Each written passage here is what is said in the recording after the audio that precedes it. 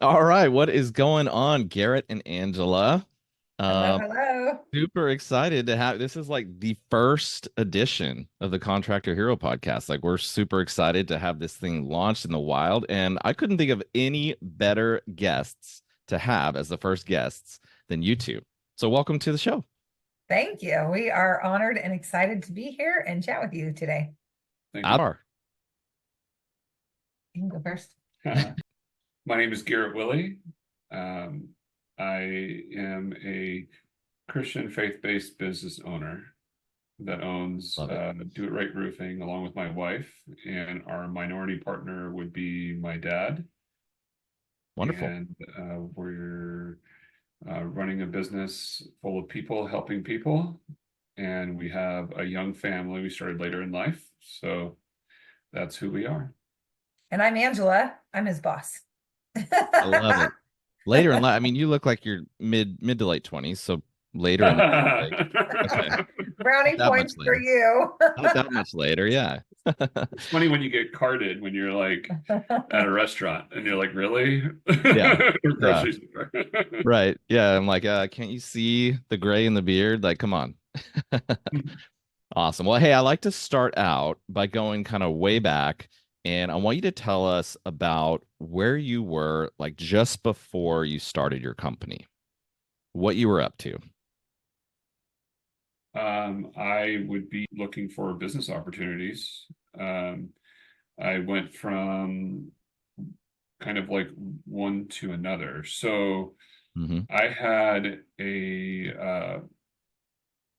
vitamin supplement business that I didn't want to do network marketing Hmm. and go to all my friends and family. So I created an online business and I did Google AdWords and SEO, and I worked 10 to 12 hours a week and played the rest for about 2 years. And pretty Nice. much instead of like working like an adult and doubling, tripling, quadrupling down, looking for multiple income streams, I did it like I was a child, like about 30 years of age. And then I was violating their marketing agreement because they had like four pre-approved ads. And somebody else complained because anytime they would look up those supplements, it would always go to my ad because I wrote ads specific for the landing page and I wrote the pages specifically for the ads.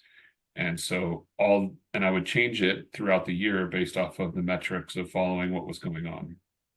And then, Fascinating. I had and no idea. yeah, I I keep some of the stuff to myself so you guys don't think love it. and Good. it's not the same today because it changes probably every day or month or week or year or whatever. So, but nonetheless, when they said you have to use these prescribed ads, I closed the whole thing down and I was selling about $75,000 a month in vitamins, closed it down, shut it down like within a week. I just said, no, I can't do this. You have like I can't play your game because now there's no differentiation. So Right, right. went from making five, six, $7,000 a month, barely doing anything to Hmm. like nothing. And I was like, hey, Dad, we should flip houses. So Okay. he's like, sure. So went to flip a house and quickly realized when you buy a house under an LLC, you can't pull the permit yourself and had to get my general contracting license, had to be like sponsored by another contractor, which wasn't a big deal. We knew a bunch. Hmm. And then did that house and proceeded to get hired by people because they saw the work that we did. I didn't really know anything. I just had an attention to detail and was a perfectionist. So the work I did looked good. I'd work on it until it was exactly the way I wanted it to be, you know? Yeah, yeah. And after doing that for, I don't know, like I I only flipped houses for a couple of years, but I kept on taking other jobs. So we only ended up flipping like 8 houses. And you could flip 8 houses in 6 months if that's all you're doing and you have a Sure. staff to do it. We didn't really run it like a business though. I ran it like a self-employed person. Like I was funding my own work. And Yeah. then And working all the time. and working more than everybody else. Right, And I right, was right. making less money than everybody else. So that's the crazy thing. I think my lowest flip return on investment was like $8,000 for like 3 months of work. And it's like my dad and I combined. And meanwhile, I Yeah. had guys working for me that were making way more, employees during that time because I was paying at one point like up to I think 8 people to work for us. And then so we fluctuated through that and discovered that we wanted to do one thing Yeah. and tried our hand at basement and crawl space waterproofing, got a vendorship slash I don't know what you call it. It was a vendorship because it wasn't like a specific like we could have other vendors in the area or what have you. But we had like the county location Hmm. and quickly discovered that if I wasn't on the job and doing the work with the guys that I'd hired, that they wouldn't have the attention to detail that I wanted. And where I could make really good money doing that, I didn't want to be in crawl spaces and jackhammering out concrete a decade down the road. And as a general contractor doing full remodels at the same time, we had a couple of roof jobs that were really simple. I had a subcontractor. I got a price from him, gave it to the customer, marked it up a couple, $3,000. And I was like, wow, that was the easiest $3,000 I ever made. I was like, I'm Hmm. going to do that. And Okay. then discovered when I made that shift that I thought general contractor to roofer would just be like the same thing I was doing, but less work. And I ended up discovering that I was starting a whole new career because there was a whole slew of things to learn. And even though I'd installed roofs myself, it wasn't the same thing. And Sure. hence, like 5 or 6 years ago, I shifted to only roofing, and I've been steadily working on becoming a professional at that. Hmm. And now we are the top 0.1% in a certification with one of our manufacturers in the state. So 23 contractors, 14 in Western Washington, 2,500 contractors in Washington State, and we're one of 23. Wow. One of 14 in Western Washington. So we've kept on doing personal and business development, and we're going to keep doing that to elevate ourselves to be in the top 1% across the board over the years to come. That's amazing. And That's really what that was it? transition into roofing, he was looking in 2017 at like, okay, what could we do to become the best? And Right. really kind of that quote you've heard probably, the riches are in the niches. So what can we do? And so he kind of looked at everything that he was doing as a general contractor.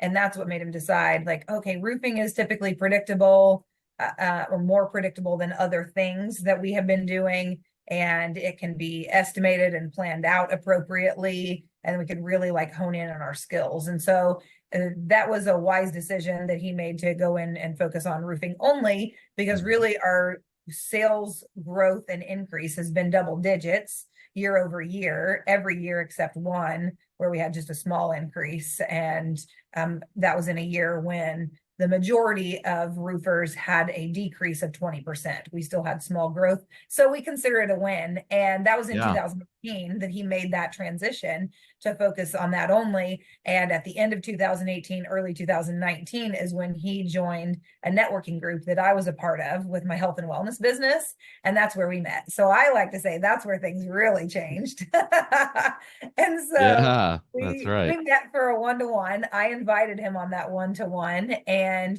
he started flirting with me from the beginning of that. And Yes. I was like, I had gone through a divorce, and I was just like, what is this creeper doing?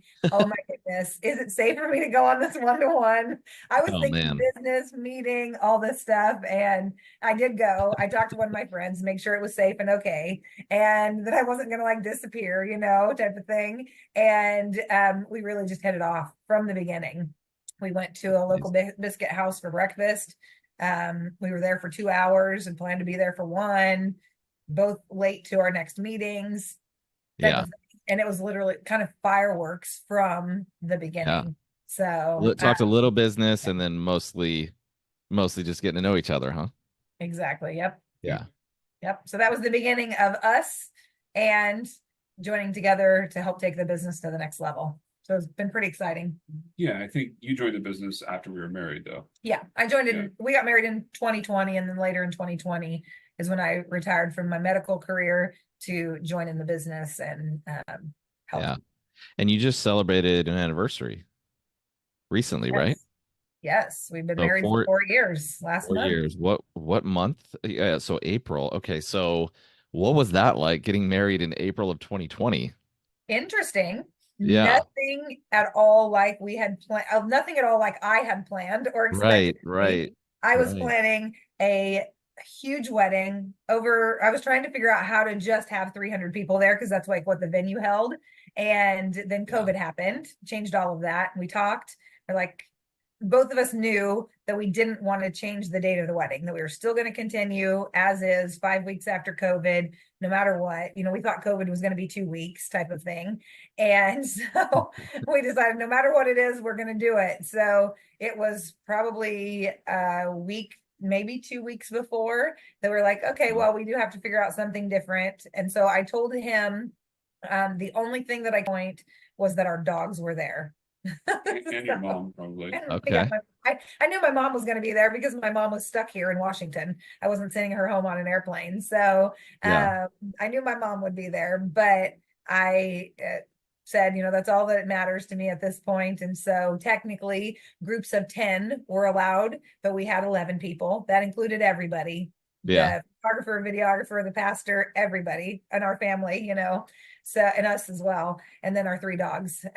So it ended up being nothing like we planned or expected, but absolutely perfect. Like the most amazing location, outside view of the water. And so like it was amazing. We loved it every minute. That's awesome. Yeah. That is awesome. And if you want to find that on Facebook, there's probably been 3,000 to 5,000 people that have watched the video. So let's make it go viral or something. I don't know. Nice. Like the video of the ceremony, you mean? Yeah. We did a Facebook Live video because, you know, there were 290 people that were supposed to be there that couldn't. So it was a lot of people watching. I could see. I could see. We probably watched it 20 times or something ourselves. Right. Like the thousands of views. It's the same people watching it over and over again. Our family members did all of those stuff. Yeah. Oh, that's awesome. That is awesome. Very, very cool. Okay, so you kind of got into this business not because you were like, man, I love roofing. I want to put roofs on homes. It was really more of an opportunity for you to create the life that you wanted for yourselves. Right. That's the target. Right. Roofing to us is a vehicle. Right. People think that, or they're lied to and said that they have to be passionate and love what they do. You know, I think like Mike Rowe talks about you'll grow passionate and love what you do when you invest yourself into it. You know, because you think the guy that's putting in septic tanks always dreamt about putting in septic tanks. No, he makes $250,000 a year putting in septic tanks, and he can be passionate and have integrity and love what he does because he's serving the people that he's serving. And the same thing about roofs. It's like, is it exciting to put on a shingle or a flat roof asphalt membrane? Nothing exciting about that. It's a service that we provide for people, and we want to do it at a higher level than most.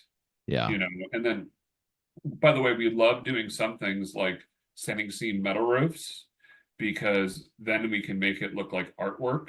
And we recently had a customer that was like, oh, that's like, I could do it for half the price. And we're like, the materials cost that or more than what you think you can do it for. And he's like, I'm gonna do it myself. And my sales guy was like, estimator was like, he was telling me this. And I said, oh, so he's an experienced roofer, because there's like less than 5% of professional roofers with tens of thousands of hours can actually do that correctly.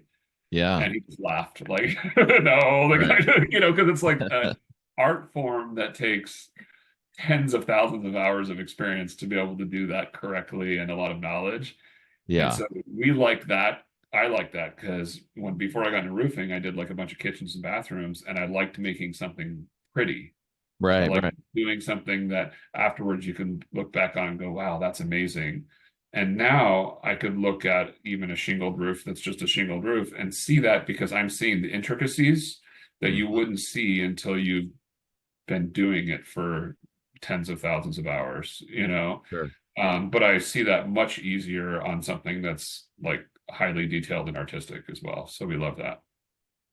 So along those same lines that you mentioned, one of the things that you love doing, how would you describe who your ideal customer is? Like what does that look like? Who's your perfect ideal customer? So I believe that our ideal customer is someone that aligns with our values.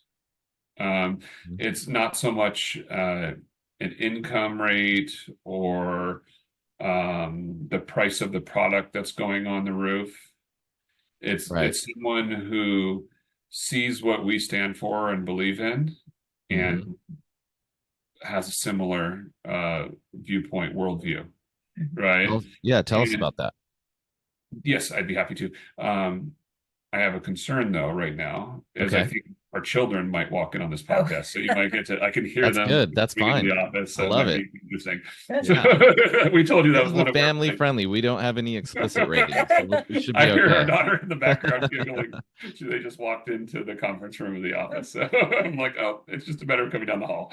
Yeah. So we've been watching them walk by the window as well. They're outside playing with their childcare person. So anyway, so rephrase or re-ask that question before I got distracted myself. Well, you said your ideal customer really aligns with your values. Tell us more about those values. Oh, yes.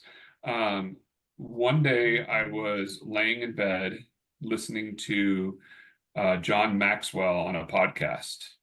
And he's a leadership development that comes from a Christian faith-based viewpoint, and does like major leadership development stuff all over the world. His keynote speeches are north of 100,000 if you want him to come and speak at your event for an hour. No way. I had no idea. I looked that up and I was like, wow, that's crazy. Anyway, so I was listening to him on a podcast, much like this one, the elevator. One of the top podcasts for sure. And he said a lot of businesses have core values, and they're just sales points. They're not real, because they'll have like 7-10 things that they say they stand for, but there's not a person besides maybe some key personnel in the business that could tell you what those actually are. They're just something on a wall that they use to advertise. He said to be effective, you should have three that you stand for. And in that moment, within 3 minutes after listening to the podcast, I wrote down integrity, quality, leadership. That might have come from or been influenced by my experience in the Army, because I was in the Army. I was enlisted and then an officer, and the Army has core values that have an acronym of leadership, which is more than 3, but it's loyalty, duty, self-respect, honor, integrity, and personal courage. And that impacted me because I agreed with and believed in those things when I was in the military. And so that never left me. I could still say, loyalty, bear true faith and allegiance to the U.S. Constitution, and like I could go through those things because they meant something to me. Yeah. Even though they like pat them down your throat when you're a private, but they meant right. And so when I was there, I was just like, oh, this is really easy, and over the years, I was thinking about it, and I was like, well, all of these core values stand on the foundation of my faith, of my belief in God and in Jesus, and I was like, so really, even though that's not really a core value, it's my faith, we list that as a core value because everything else comes in after that. The other things sit on it, like that's the foundation. And so our core values are our Christian faith, standing for what we believe in. Integrity, which most people misinterpret as ethics.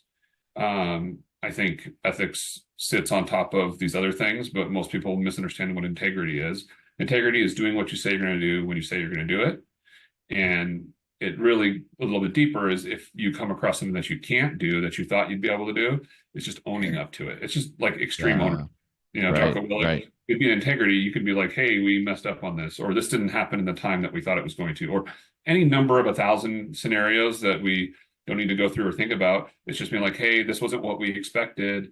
This is what we're doing to remedy it. Does that work for you? You're still in integrity because you took one. For sure. Quality Good. to me is the Kaizen principle, which is the Toyota way. It's the Toyota theme or their mission, which is continuous improvement. So we strive to have continuous improvement and have the best quality products, materials, and installation systems. And then leadership is actually servant leadership, and it comes from a place of service rather than authority. So all of these things we strive towards, none of them we have arrived at. We are human, fallible, sinners, you name it. We fall short. Doesn't matter, because if you think you've arrived, you haven't, right? These are all things that we strive for. They're our North Star. They're what we're working on, because we desire to have that be the focal point of our business. And so we have it on the back of our cards, on our website, in our marketing materials. We don't mind and actually encourage someone to go somewhere else if they hate us because of that's what we stand for, or what have you. And the ideal client, though, would be someone that really aligns with that. It could be someone that admires that. They might not have the same faith or belief that we have, but if they're like, hey, that's who I want to work with, and I appreciate that, that can still work for us. You know, we're not judging. We want to love everybody, right? Right. So it's coming from that place in our hearts, you know, and serving people. So that's where the ideal client is. And then if we go a step further, obviously, I really enjoy doing like metal roofs and like high-end stuff. So yeah, that'd be like great if we're gonna like just get to like next little niche or something in there. That would be awesome, you know. But what we found is some of the customers that want the $60,000 roof are the best customer we've ever helped, and others at that price point, any price point really, could be like the most critical and whatever. Like there's nothing you could do to make them happy, right? So that's why I said earlier, it doesn't really matter what the price point is. It more matters about, hey, do they align with us, and are we heading in the same direction in life?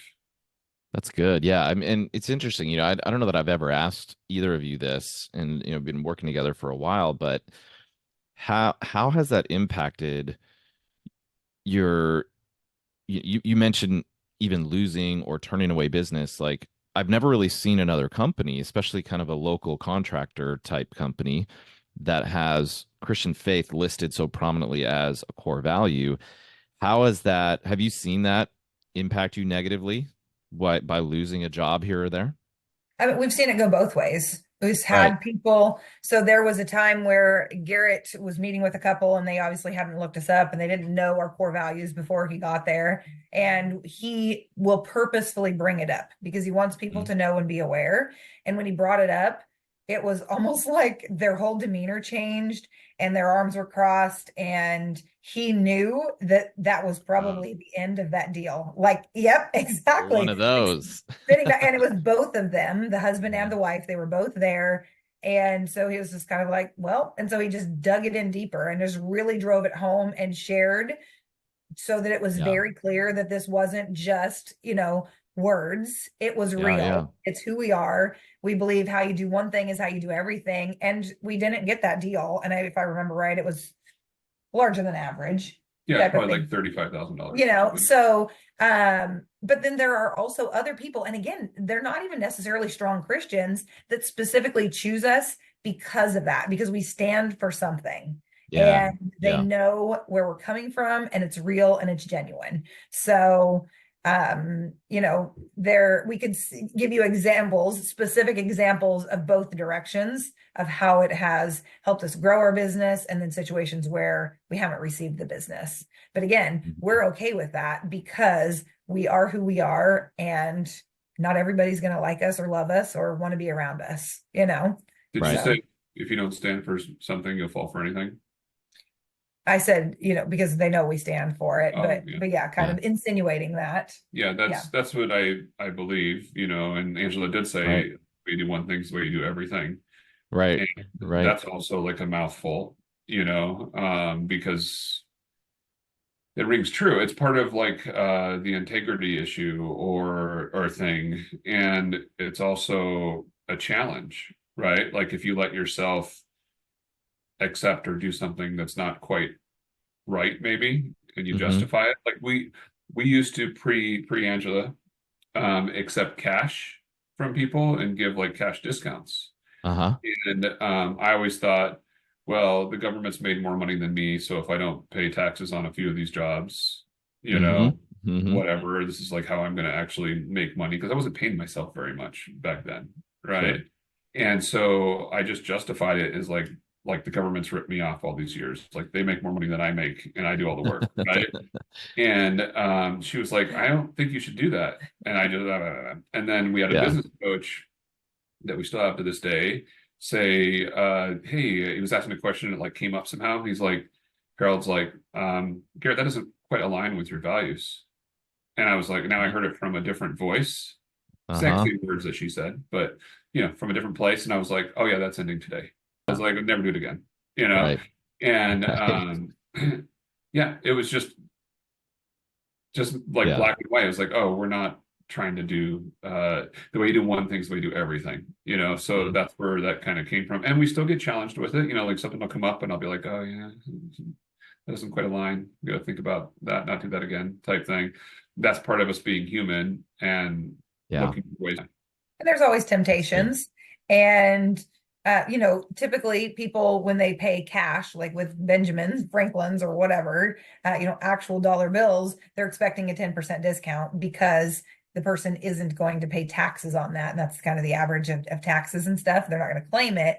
And we tell people that, we don't have a cash discount. It actually costs us more money because then we have to physically take the money to the bank and pay somebody to stand there, that type of thing. And so there are times that also has lost us a deal. Mhm. And sometimes we'll give people a partial discount and say, oh, we can give you this discount if it makes sense, but that's so that you pay electronically via check. We still don't Right. want your $100 bills type of thing. But Yeah. some people, that is pretty clear. And again, we stand for that, and that's what works in our business, and we're still paying tax on it if we give you a discount, type of thing. So Yeah, there's one person that I've done hundreds of thousands of dollars of work for over a decade that Mm-hmm.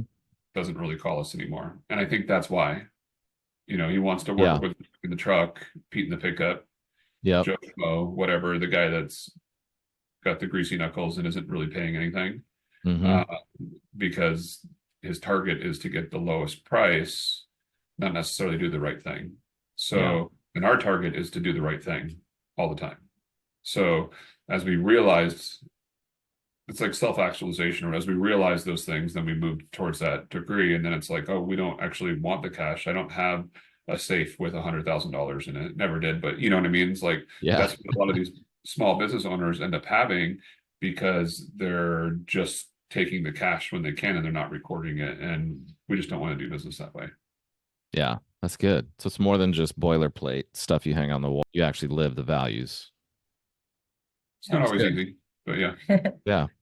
What's been the biggest roadblock or challenge that you've I think. You wish you could having employees. There could be several. It could be employees. It could be having enough opportunities or leads come in to get enough business to reach our targets. It's so I'm not answering your question because it's multiple things. It Sure. could be creating procedures for everything to fulfill what we envision. Mm-hmm. Because we have standards that are much higher than what pretty much everybody else, unless they're a business owner, thinks about and desires. On the employee front, it's like an employee saying, well, that's not my job. And we were actually talking to somebody a couple of days ago, I don't remember. And I was like, that's like when someone says, oh, that's not in my scope of work or job or whatever, it's like, I'm like, I should just tell people up front if they ever say that's not in my scope of work, that they might as well just be handing in their resignation. Sure. You know, the company owner, I'm not asking someone to do anything crazy, Right. you know, and I'm not asking the accountant to go put on a roof, you know. Right. Right. And so that's it. It's like, come on, we're all a team here, and if we're asking you to do something, it's because we need the help with that. And Mm-hmm. it's, in our viewpoint, it's something that aligns with what your role is. And so, anyways, so that's part of the employee topic. And then also Yeah. finding people that are motivated, that actually do what they say they're going to do, like the integrity part. Mm-hmm. But, you know, people come across in interviews sometimes different than what they actually perform, you know. And some of it is our own leadership that needs to develop more. Others parts is circle back around to the procedures. Like there's different personalities that need different types of guidance.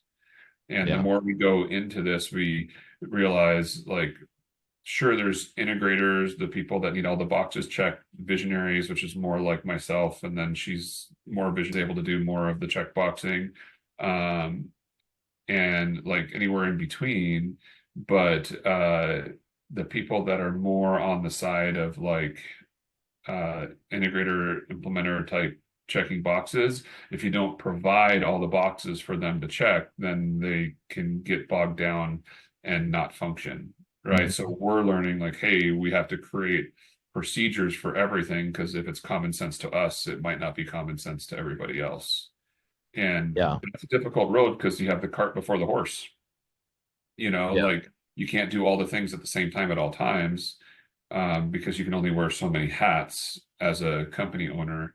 And that's the struggle in businesses in the 1 to 5 million Mm-hmm. in revenue, in the construction world, is being able to get to the point where we can take off these hats and just run as a business owner. Because once you get in the 5 million range, which we're not there yet, then you can start to have the resources to hire the managers to do all the doing.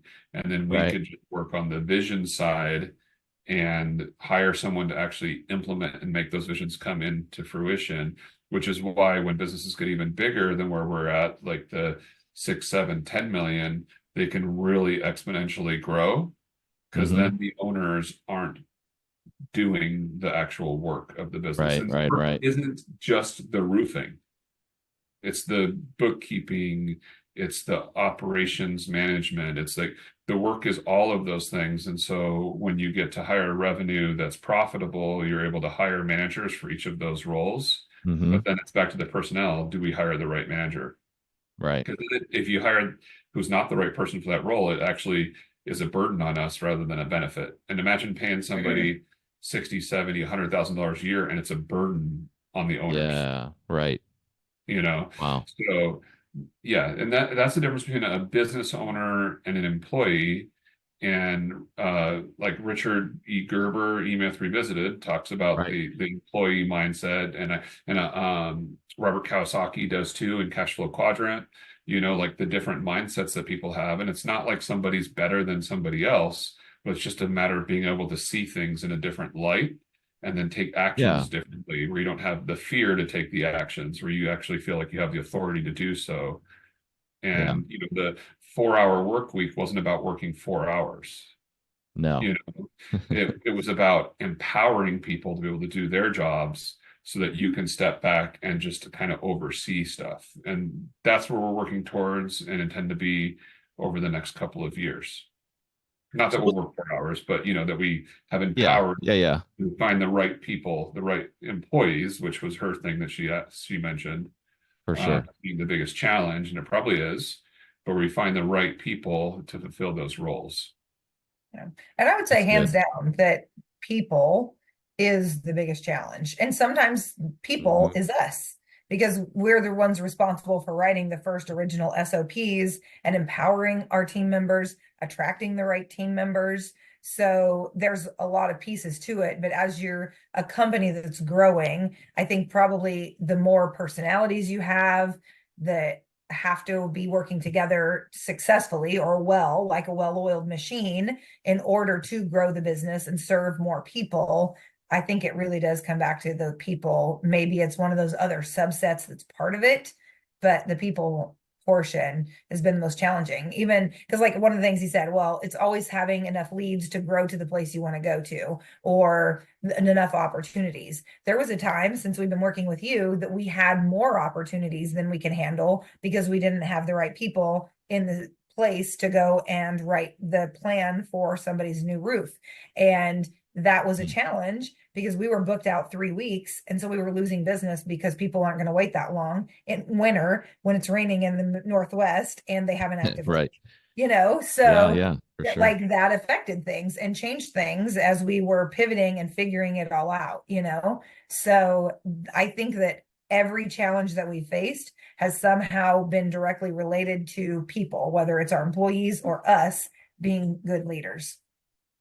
So I'm going to dig in on that a little bit with, you talk about people being one of the biggest challenges. I have to ask, what's it like working together as a husband-wife team? And like, do you find it's challenging to separate? Like, how do you function? Because I think about me and my wife, like, that would be a challenge. Like, that would be hard for us to work together. I know So you want to I'm answer this, curious. let me go first. Yeah. Oh my God. My answer is just gonna call BS.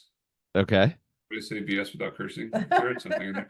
Anyways, I can't Belief remember. system. You're talking about Your belief system. Exactly. Yeah. I knew there was something like that. Yeah. The belief system of work-life balance is inaccurate belief system. Because preach. sometimes you will have more of your life be work, and sometimes you'll have it more be family, and sometimes you'll have it more be something else, and blah, blah, blah, blah. There is no such thing as balance. And if you're striving for something that doesn't exist, you're going to be disappointed. So that's something no, it's identify what you need and be aware that you're not going to always have your needs fulfilled. Right. So what this comes down to is communicating your needs and communicating when you feel like you're disconnected and you need more time. And then also for me, communicating when I need more time to get stuff done, which is contrary, but also needed. Like there are times when I'm working the whole night long. And as business owners, you do this. But as an employee that is doing the bookkeeping, you're probably not doing that, right? Like I had to wait till tomorrow. But sometimes I sacrifice the customer. Sorry, not sorry. Sometimes I sacrifice the family time. Sorry, I am sorry. Yeah. Right? Because that's what this is for. Right. But also, you have to, as an adult, be an adult, where it's like, hey, I have to sacrifice the time I want to spend with my children and my wife in order to do the things that will provide for that, because that is my responsibility and my duty. Yeah. And the other is as well, but you have to weigh and triage what it is that has to be done in that time. However, people, and myself included, can weigh towards the work more than the family at times. So I don't know if that answers your question, but I want Angela to answer it. But I just wanted to say the BS part on the work-life balance, because I think people have been taught the wrong thing with that, and they think that that's an actual thing. And it's like, it's only a thing if you don't actually work for a living. And if you have a 40-hour-a-week job and you work 22 of those 40 hours, and then you're playing video games the rest of your time, then maybe for a better balance, you need to stop playing video games and watching TV and grow up and be a man or a woman and take responsibility for your life. And I would say, shifting now, but no, I would say we love working together. It is very fun. And we also are pretty similar personalities. So we do, a lot of personality testing and assessments and things like that. We aren't exactly the same, but we're both extroverts. We're both talkers type of thing. And we are people. We're high energy, visionary type of thing. So we work a lot. That is for real. It's challenging to turn it off. So, we'll be at home having dinner with our kids and talking business. Sometimes that might be dreaming about our property and building it out and our home and stuff like that. But it always ends up coming back to business and work, because we're like, okay, well, we need to grow the business to this point to do that, or to have that vacation, or to have more vacations. So it does intertwine, but we really Mhm. do, at the end of the day, enjoy working together. And part of that is we're very similar. So it's cool and fun to be around each other, but we also each have our lane. So he's an extreme visionary, and Yeah. like off the charts visionary. And I am a visionary, but a little bit more balanced, and have an integrator side to me. And I can help bring balance to him. And I'm also really blunt. And so when I'm like, nope, you need to do X, Y, Z, or sometimes I'll just call and check on him and be like, you're supposed to be doing this now. So I'm also kind of the scheduler, rein him in, keep him in reality type of Yeah. thing.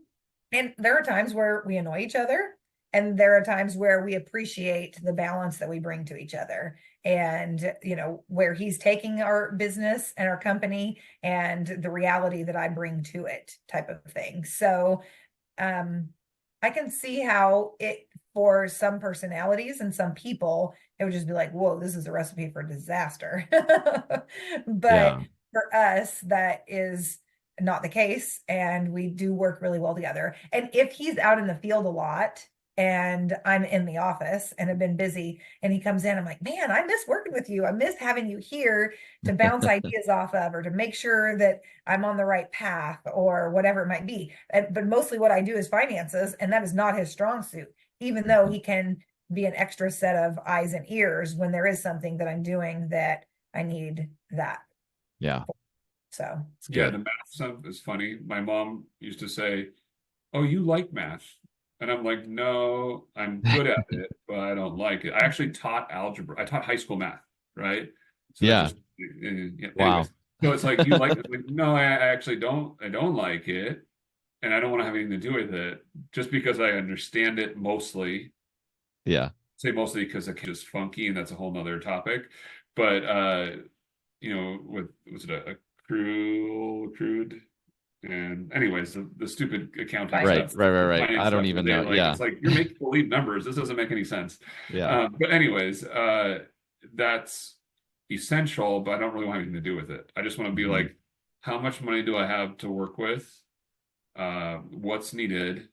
And let me go work on the actual stuff. So like, if I had to do like accounts entry or those little type of things, I I wouldn't do it. Like, it's Yeah. just, we wouldn't be in business if there wasn't somebody else to do it, because we wouldn't have money to do the things, and I would just be on that visionary side and lose track of it.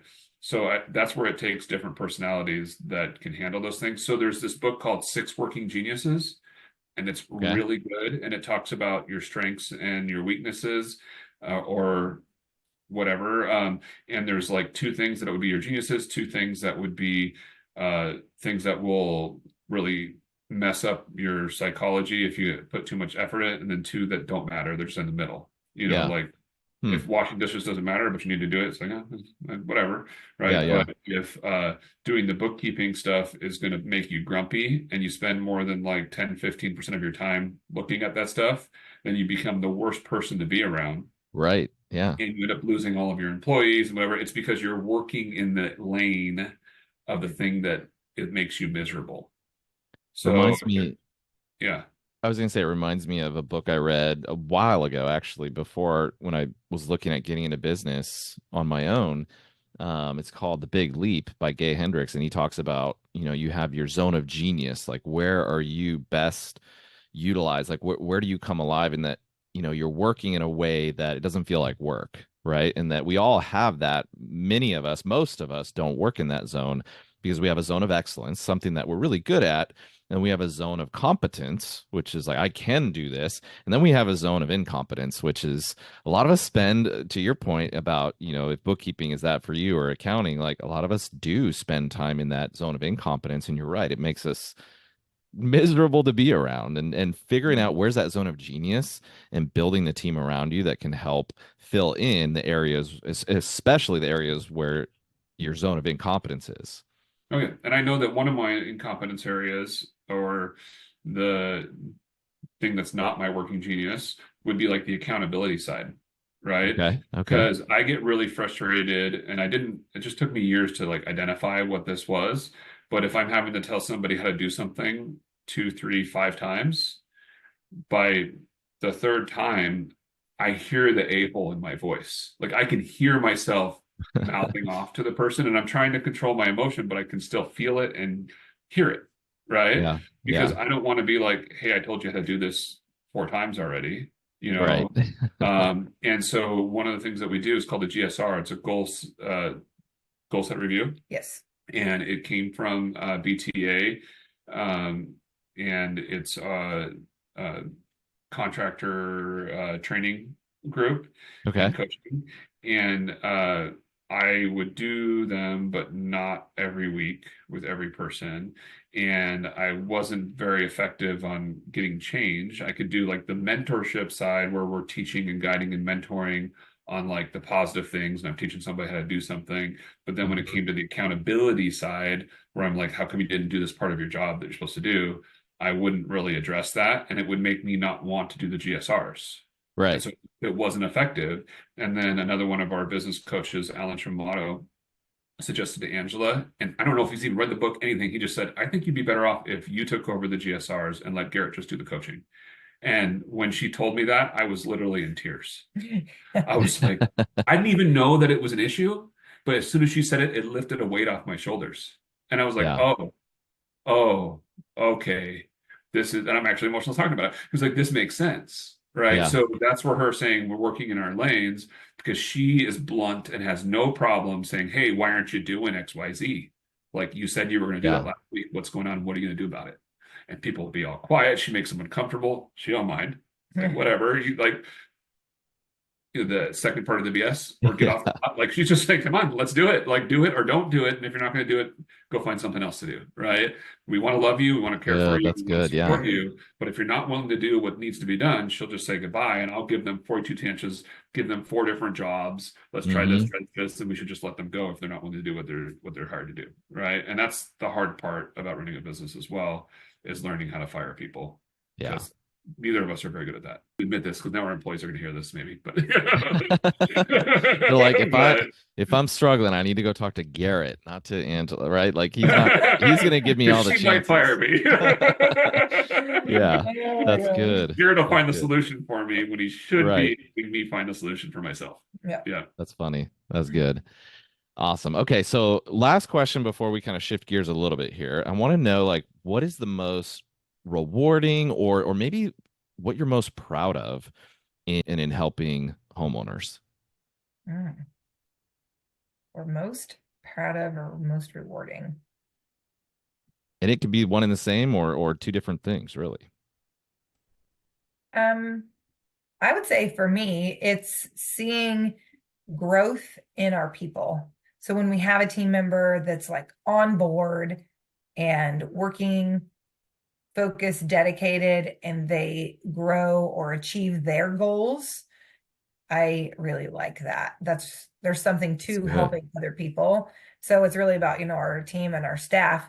But I guess to relate it to a homeowner, to have a homeowner that feels like their goal has been achieved, they have an amazing roof, whatever it might be, that helps them sell their home, or it's a home that they're going to live in for many years and then pass it on to their family, and they love the roof. Right. To have that, I guess that's their goal. They hired us to provide them something, and they're there and they just really love it, even if it's for a short time, because who's going to love their roof every day for 10 years and be like, oh, this roof is amazing, I'm so grateful for Do It Right Roofing and Garrett and Angela and their team and whatever. That's not the reality. But when they feel that and they really truly are satisfied and we have delivered, that's a really rewarding situation to be in, to feel good. What was your answer? Good. I have felt like I really enjoyed the times where we're able to give back, and sometimes it wasn't even in a place where financially it would make sense to do so, but we had an opportunity and we went with it, whether it be like a Habitat for Humanity or just an individual that we wanted to help. And we've been able to help and work with manufacturers to get donations and other individuals to get donations to help us do it. And I like spearheading those things, but not actually doing all the legwork for it. Because again, I'm like on the visionary side. So like, Yeah. I kind of can be like, oh, I like the idea of doing this, and I like to be there and be a part of it when it's done. But I'm not the person that wants to like figure out, I might make a phone call to the manufacturer or something like that. But then when it comes down to the details, I have other people help with that. And one time we did that for her husband had passed away, Mm-hmm. and Angela put the whole thing together. Like she helped get like over 30 volunteers. We raised like $13,000 or whatever, and it was more money than we needed. So we ended up doing 2 roofs with that money. And it was Wow. just like fulfilling to be able to like impact our community. And part of our big, hairy, audacious goals, like 5 years or so down the road, would be doing something like that once a month, and to eventually have a nonprofit and somebody who we get grant. I mean, I don't know how this works, but get grant money that helps pay for the employment of somebody to manage the nonprofit. And like that would be where our arrived, if that ever exists, would be, is that we're doing more in the community, and we're able to like get other contractors and individuals involved and get people to do something once a year or once a quarter or whatever it would be, to like come out on those days to like really make an impact. And so we do it a couple times a year. Eventually Good. we'll do it 10, 12 times a year. It might be 5 years down the road, but that's where we get a lot of fulfillment, because now we're serving our community on the front lines. I love that. That was a fun one, that he's talking about, that person that we helped after her husband passed, that he had been in the military and served for like 40 years or something. And Wow. I was 7 months pregnant when we did that roof. With Grace. Actually, and more than that. It was the last of January, and Grace was born 5 weeks later. So I was like uber pregnant, super fat. It was raining. There's like 30 or 35 people here. You're doing all this stuff. I mean, we ended up doing way more than a roof for her. Like we helped her in her yard. We put up a fence and just Wow. tons of things. So that is very, very rewarding. I will agree with you on that. Yeah, and actually we made a bigger impact, as far as we know, with the volunteers that came than we did the individual. She was actually upset, because stuff was getting thrown away or whatever. She was a hoarder, right? And that doesn't compute with our whatever. But like, yeah, so it wasn't something that we ended up sharing with anybody other than the people that were there, because she was upset that she got like $50,000 of work done for free in a day. I mean, it didn't make any sense. It was all about mental illness, but we didn't know that going into it. But afterwards, I was like, I would do that again, even though it was like kind of uncomfortable with the person that we served, because it wasn't the only person, and the people that got the most out of it was the volunteers. One volunteer called me and said, like, I'm not much for like faith or anything. He goes, but that made a huge impact in my life. He goes, Wow. My son went with me, and on the hour-and-a-half drive home, because they lived out far, he said he didn't stop talking the whole time about how amazing that day was. And he was like the second person to show up, was there for like 13 hours, and they built a whole section of fence and an arbor and like this beautiful woodwork. That he was a contractor, and him and his son did it together. And he's like, you ever have anything like that again, give me a call, because it made an impact. Like he hadn't had a connection like that with his son, because like 18-year-old kid that he could remember, and I was like, that's amazing. Yeah. And that's what, and that's where like, so fulfillment comes from service of others. People mistaken, they say their why is their husband, their wife, whatever. I think of why as in like, what's your purpose for being on this planet? It's not one individual, like Angela and the kids were in a car accident and died. Do I just blow my head off? I mean, hopefully not. My whole purpose over in life, I still have a purpose beyond that. Right. And God's given it to me, and it's given it to you. And that's Simon Sinek has a great system behind this, which helps you identify what it is that you do that creates the most fulfillment. And it's always, always, always in service of others.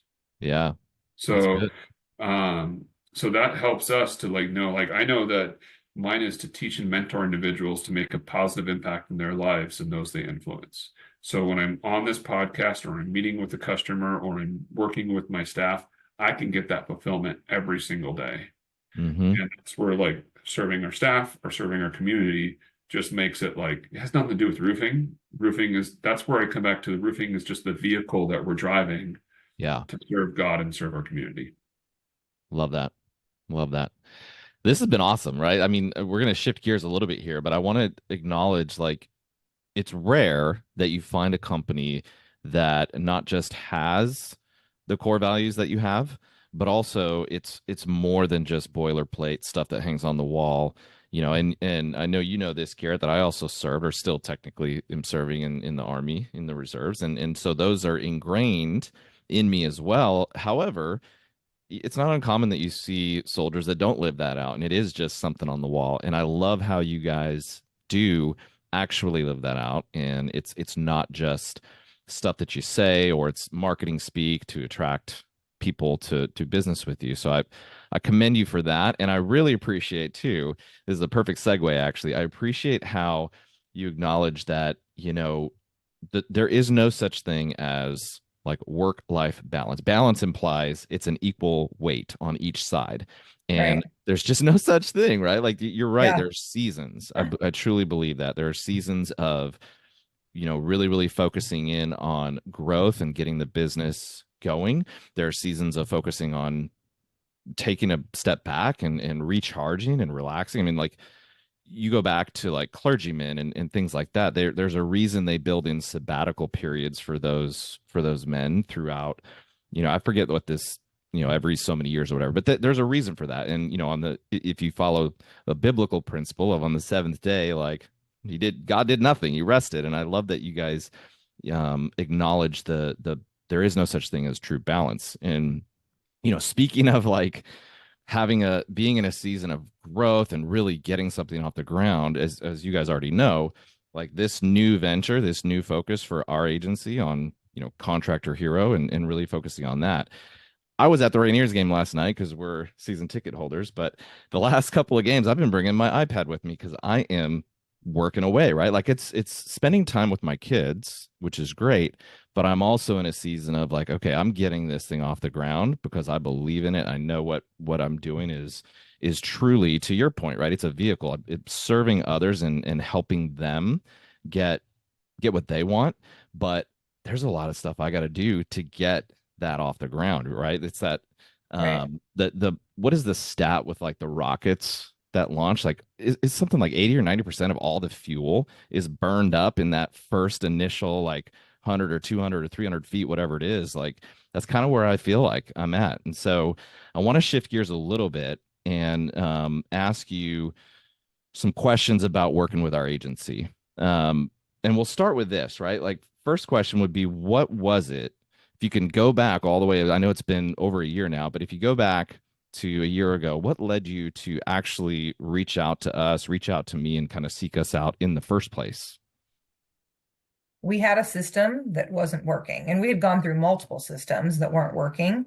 So we were simply looking for something better. So one Mm, of the things is with you, we can have this whole package deal where you guys help us with the marketing. We have the phone system, we have the texting abilities, and the system we had was very broken. sure. I was at the end of the road with it and needed something different or better. And I don't know if you remember this, but it was one of our employees that connected us. And at first I was like, Oh, no, that's right. that's too similar to what we're currently doing. I don't need to talk to him. I didn't, I was like, Mike, I already know what that system is. Like, Yeah. and so I'm not actually even sure what made me sit down and talk with you. I mean, maybe it was him asking me, that Hmm. employee or something. But I really wasn't open to it because I was just like, no, he's not going to offer us anything better than we've already spent tens of thousands of dollars on. Right. So that's where it was originally. And I'm not sure how much time it took to get it to the place. But I was like, okay, fine, I'll do a one-to-one with him. I'll at least sit down and listen and let him ask me some questions type of thing. But I guess it maybe was that out of desperation, and I wasn't finding what we needed anywhere else. And what I did know is that I didn't want to jump from one broken system to another broken system, because it's even in a company that only has 10 to 12 employees, it's still a big undertaking to make those kinds of changes. And it affects everybody, to get them on board, to get them trained, to do that transition successfully. And it was something that a lot of thought and energy and research went into. Yeah. So safe to say, like, before starting with us, it sounds like stuff was just kind of broken, whether it's the systems themselves. What about the overall strategy? Did you feel like you had a clear direction in terms of your marketing and where you were going, or was that also somewhat broken? Oh, it was broken. We were throwing like wet spaghetti noodles at the wall and seeing what stuck, right? And like, we didn't have a system. We didn't necessarily have a plan. We were just like, oh yeah, that sounds good. Let's give that a try. Oh, Yep. let's see if that works. Let's put X amount of money towards that. The only thing that we really had that we were seeing some results with and starting to get some growth was we had a website that we were investing in. Like, we owned the site, and we were investing in new content being added to it every month, which is something that Google likes. So we had that foundation under us that was there was a system that was working, and we had been doing that for probably, I don't know if it was 6 to 12 months before we met you, but it had been a little bit of time. So we were starting to see some things be better because of that. That's good. Okay. Well, now let's fast forward to, we start working together. Tell us about, what was it like initially getting started with our team? And, you can include everything, good, bad, indifferent. What was that? I feel like it was pretty easy. Like, I don't have anything that I remember a whole lot about. My team helped onboard and like set up usernames and passwords and that type of thing. So you worked with my team for that, but I feel like it was smooth because I didn't have somebody coming to me like, oh, this is not going well or anything. And it actually was, I think it was 13 months ago is when that was. Right. And so it was smooth transition. Awesome. Again, like I kind of talked about, the software has some similarities to the software that we were working with that was broken. And so my people at the time had foundational knowledge and were able to simply start using it. Like, you took all of our data and brought it into the system. Like, that was part of the service that you offered, and uploaded it to make it easy for us to have that transition. You transitioned it over a weekend so that we were ready to go. And that was helpful. And then we kept our old system, I think, for a month. We weren't using it, but we wanted some of the records, like phone calls or messages and stuff like that. And that helped us with the transition as well. Good stuff. So fast forward, several months in, tell us more about the results. And I know we talked a little bit before this. You may not know all the technical details, but what's been the overall experience and the results that you've seen in the time that you've been working with us? Well, growth. And we have more people that find us on Google now than we have ever had before. And sometimes I'm always like, did they really find us on Google? Is that really? We've had 3 people in a row that have come from Google. And you've helped us with getting, Google ads, Google LSA, so other pieces and parts of Google. And so we're more ingrained in that. But again, people naturally finding us because they search for a roofer or roofer near me or whatever the keywords are that they're putting in. It's pretty amazing. And even people that aren't near us necessarily find us. And it's pretty impressive. That's good. Yeah. And actually, I told you guys before this, I have a big reveal, right? I've got some numbers that I'll show you real quick. Let me share my screen. And I apologize if you're listening to this as the audio version. You're going to have to go back to the YouTube and watch this so you can see. But this is just a snapshot of month over month from March 2023 to this is March 2024. So looking at These are interactions on your Google business profile, which is one of the key things that we measure for organic inbound requests. And this actually is this isn't even the best month. I just picked a month, and March was recent. So from last year compared to this year, 37% increase. You mentioned local service ads. So let's scroll over. This is actually two different. This is another roofer we work with up in Bellingham, actually. But one of the aspects of our service that is pretty unique and different is not just managing your local service ads, your Google guaranteed badge ads, as a lot of people know them as, but also getting you money back for, invalid leads, right? So of the 10,000-ish dollars, this is a little bit more as of this month, but a little over $10,000 that you've spent since working with us, we've been able to recoup a little more than 10% of that through invalid leads that you would have otherwise, Google would have just kept, right? Right. And the big one is if you look at direct result, like tracking exactly what was closed, because you work in our system, and we can kind of see where stuff is coming from, and narrow it down to truly like what was truly from a phone call that came in through a local service ad. That's just this as an example. 170,000 in closed jobs through that avenue with a spend of $10,000. So not too bad, like 17x return on investment on just one channel, right? Obviously, we're doing more for you than just managing your local service ads, but I thought this was pretty powerful that Yeah. that one channel was able to produce that. And then last but not least, your overall conversion rate, which is phenomenal, and your revenue. Now, this is not your total revenue, obviously. This is just Right. looking at from the efforts that we've been able to help you with directly. And this is total from when we first started. So, what did you say, about 13 months, right? So this is revenue that would potentially otherwise not be there outside of working with us. So I'm curious, like live reaction. What are Yeah. your thoughts? Like what does How that do mean we for you guys? 5x that? Let's turn it up, right? Let's do it. Yes. I would say I think that's really amazing, because when I say, or earlier I said, we've had double-digit growth every year except one year. The year that we didn't was last year. We only grew year over year from 2022 to 2023 by $100,000 in total sales. So if you look at those numbers you just shared, we would have been a typical roofer that had a decrease of 20% in Wow. the year 2023 if we hadn't been working with you.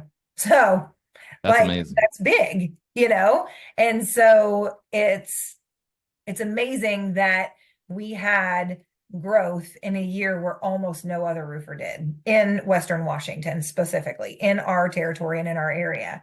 And there are many that didn't survive 2023. Yeah. Many, Wow. large and small. It didn't matter.